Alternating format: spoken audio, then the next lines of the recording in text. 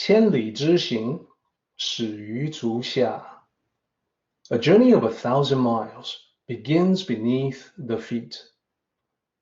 We now gather in the Tao to travel the journey together. Welcome to Tao Talks with Derek Lin, where we take a deep dive into the Daodejing by Lao Tzu. I would like to invite you to center your thoughts and direct your attention to this moment in time, to the here and now. To be fully present and mindfully aware as we all ready ourselves for this sacred process of the Tao. So the emperor that I was talking about just now is the legendary yellow emperor called Huangdi. The legendary emperor, yellow emperor Huangdi, once upon a time had heard of a sage by the name of Tao who was known for uncommon insights. Now, because Huangdi at the time was having trouble ruling, managing his empire, he needed some advice. He needed the advice from this sage that people said was uncommonly wise. So he gathered up his 6 ministers, and they all embarked for the mountain where this sage, this legendary sage, lived. When they neared the destination, the mountain, they found themselves lost in the wilderness because they hadn't been there before. None of them, Huangdi plus his ministers, none of them knew that much about the area. So they needed someone for guidance. They needed someone for direction. So they looked around. They wanted to ask for directions. They could not see anyone. So then Huangdi, they all looked around. They separated and then looked around to get someone for help. And then Huangdi, wandering around, saw a young boy minding a horse, watching horses. So he called out to the young boy. He said, "Hey, we're heading for the mountain. Would you happen to know where that is? The Juqi mountain." And the boy said, "Oh yeah, sure. I know where that is." Now, there was something about the boy's manner that intrigued the yellow emperor. It piqued Huangdi's interest. And he decided to ask a little further, like, you can imagine if you get an answer like that, "Yeah, sure, I know where that is." "Well, why don't you just go ahead and tell me?" So then Huangdi said, "Well, how about the great sage, Tao Wei? Would you happen to know where he lives?" And the boy gave another nod. "Oh yeah, sure.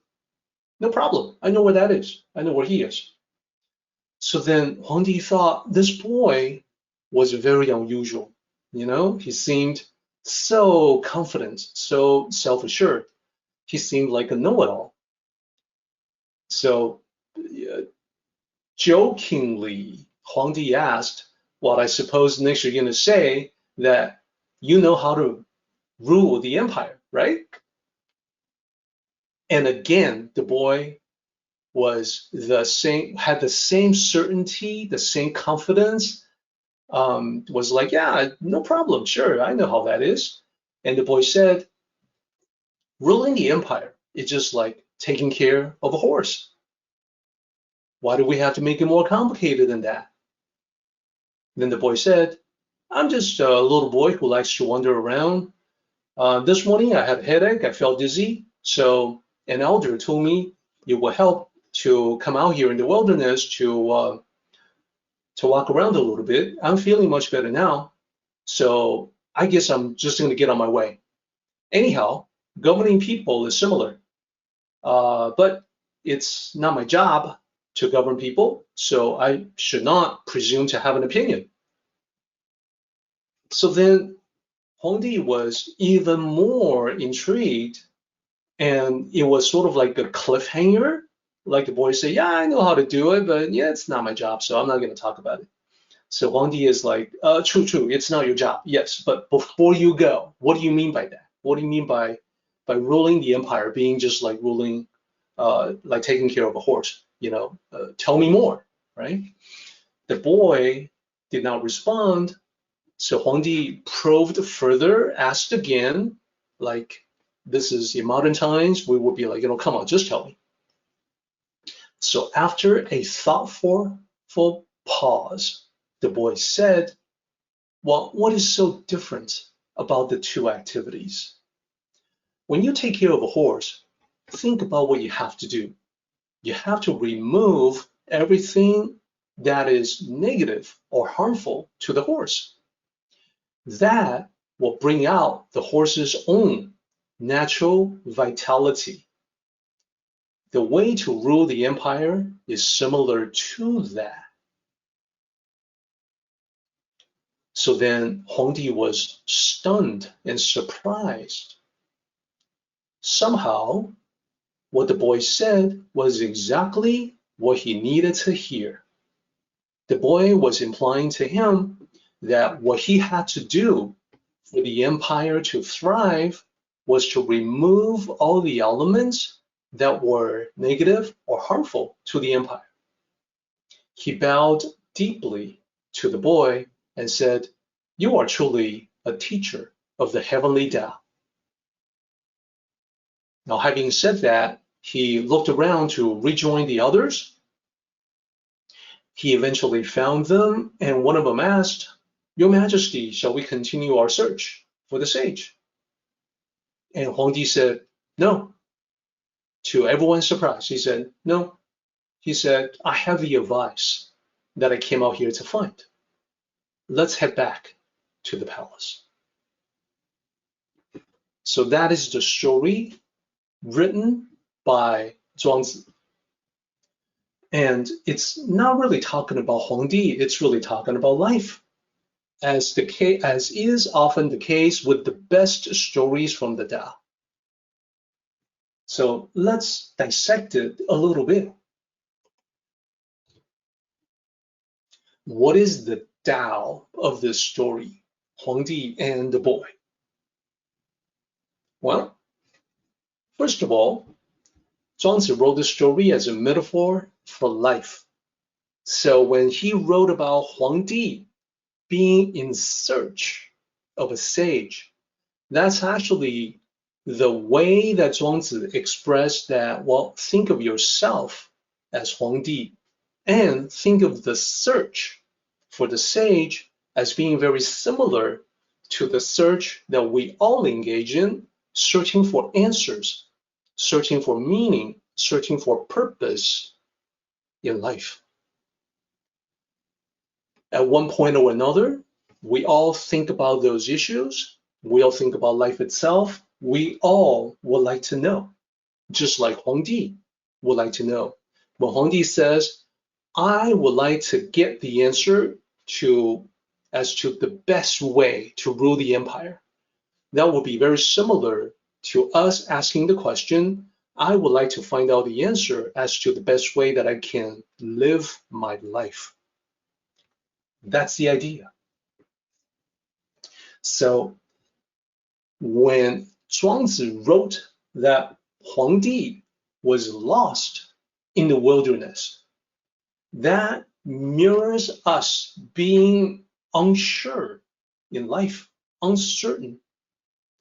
We don't know which way to go. We look this way and that. We don't quite find what we're looking for. We're sort of like wandering around, stumbling around in the fog, not being able to see our way. We know as we live our lives, we kind of know, we have a sense that we're not living up to our true potential, but then how do we turn things around? Not quite sure. When we do that, when that happens, most people tend to just like try anything, like strike out in a random direction, hoping to find the right path by chance. And this is why people flock to teachers, of various paths, various forms of spirituality, and read books on various techniques. They keep on adding more and more knowledge, searching for the answer. Now, for many people, this doesn't necessarily result in a successful search. That is, they don't necessarily find the one thing that resonates with them, such as Huangdi has done in the story. So, what is the better way? Rather than to search around randomly, trying one thing after another, through the young boy, Zhuangzi is saying that, well, don't add complexity to your life. The Tao is about simplifying, not making things more complex. You want to simplify, you want to reduce the elements that are negative or harmful. So you got to keep in mind here in this story, you are the caretaker, the young boy. You are also the horse. The horse represents the empire in the story. It represents your life. You got to be able to navigate among those different levels of the metaphor. Okay? So what the young boy is pointing out is that your life has a natural vitality, like the empire does, like a horse does. In order for you to thrive as a person, to live a meaningful life, what you want to do is to reduce the negative elements, the elements that hold you back, the elements that get in the way, the distractions. So what might be some of those elements be? So here are some examples, and you can probably come up with your own. First is what I call the A's, the addictions, the attachments.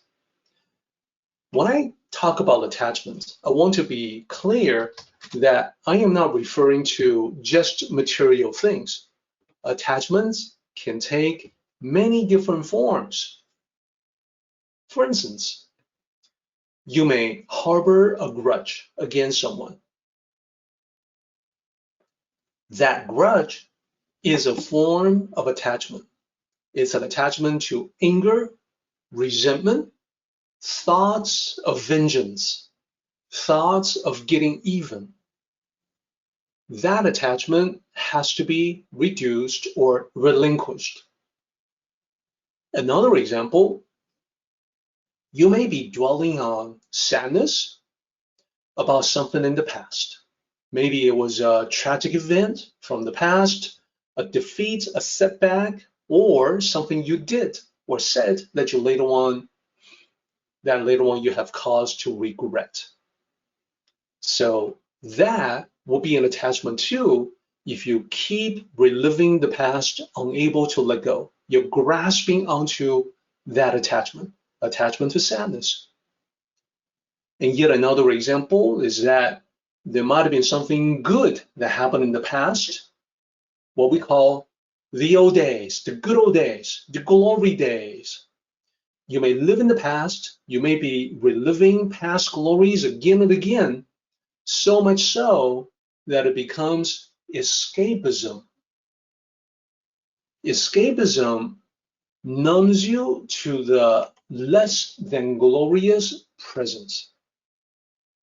So as an example, think about the people who perhaps hit their peak back in high school and have been on decline ever since.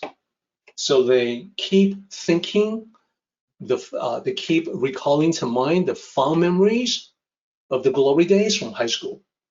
You know, what we might call the Al Bundy syndrome. So that would also be an attachment. So this is the A's. Addictions, attachments, quite different. But these are negative elements to reduce or let go of so that you can allow yourself to thrive.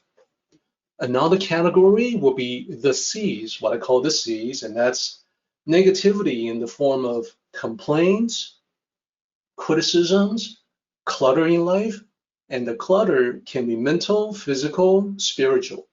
Clutter will be what we call baggage that we can't quite let go of. Physical clutter, reduce the amount of space that we have. Mental clutter, actually the same, but in the mental landscape.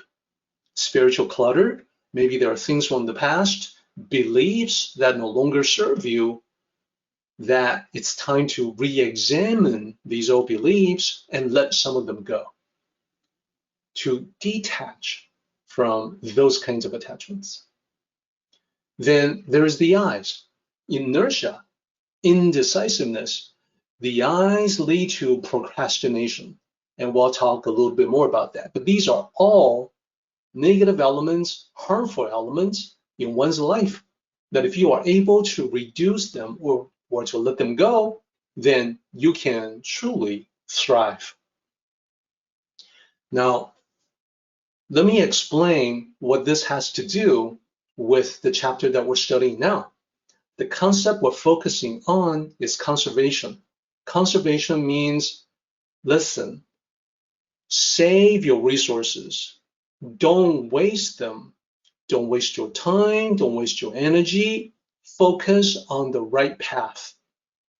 Conservation maps neatly to these ideas from Zhuangzi, because when you let go of distractions, you are avoiding further waste of time spent on those distractions.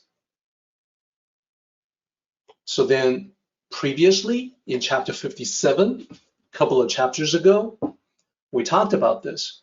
And that chapter talks about how the sage ruler takes unattached action and then people transform themselves. That's another way of saying the same thing, that you don't waste time, that you are more efficient and more economical, and you allow the natural vitality to manifest. Whether it's an empire, it's a horse, or most importantly, your life. Hence, this maps to what we're talking about. In governing people and serving heaven, there is nothing like conservation. So I enjoy the story and the fact that the current chapter gives it yet another layer of wisdom. The Tao is always coming in multiple layers of meaning. So this particular story, Huangdi and the boy, comes from the book, The Tao of Happiness. Part 3 of the book is travel tips. And the whole book is organized according to different parts of a journey or a quest of spirituality. And hence, we have part 3 being travel tips. And the 4th story in part 3 is Huangdi and the boy. So if you are interested in that, there's more that you can explore.